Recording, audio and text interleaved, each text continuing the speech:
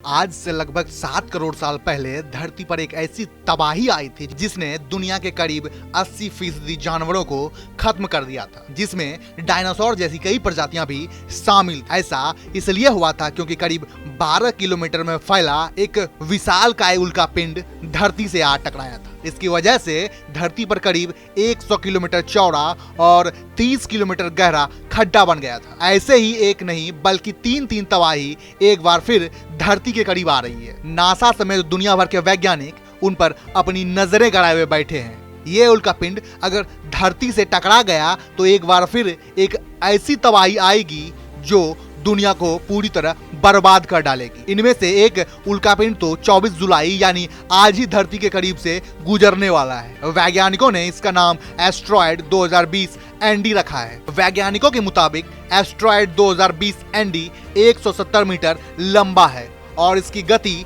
13.5 kilometre प्रति second यानी 48,000 kilometre प्रति घंटा है। यह धरती के करीब 50.86 लाख किलोमीटर की दूरी से गुजरने वाला है। वैसे तो किसी उल्कापिंड की गति के हिसाब से अंतरिक्ष में इतनी दूरी को कुछ ज्यादा नहीं माना जाता, लेकिन वैज्ञानिकों का कहना है कि इसमें पृथ्वी को किसी भी तरह का नुकसान नहीं होगा।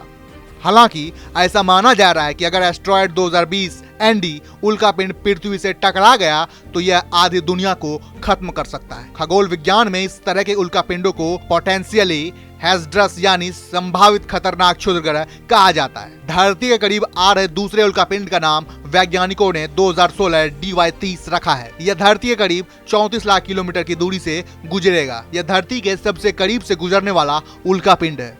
करीब 15 मीटर चौड़े इस उल्कापिंड की रफ्तार 54,000 किलोमीटर प्रति घंटा है। इसके भी धरती से टकराने की आशंका लगभग ना के बराबर है, लेकिन अगर यह टकराता है धरती के करीब से गुजरने वाले तीसरे उल्कापिंड को 2020 ME3 के नाम से जाना जाता है। यह धरती के करीब 56 लाख किलोमीटर की दूरी से गुजरने वाला है। इसकी रफ्तार 16,000 किलोमीटर प्रति घंटा है। इसके भी पृथ्वी से टकराने की आशंका काफी कम है, लेकिन यह भी भारी तबाही लाने वाला उल्कापिंड है। वैसे तो मंगल ग्रह और बृहस्पति ग्रह की कक्षा में बड़ी संख्या में उल्कापिंड पाए जाते हैं, लेकिन इनमें से बहुत कम ही पृथ्वी के करीब से गुजरते हैं। उनकी गति भले ही धरती के लिए विनाशकारी हो, लेकिन उनकी दूरी काफी ज्यादा रहती है, इसलिए उनके धरती से टकराने की आशंका कम ही रहती है।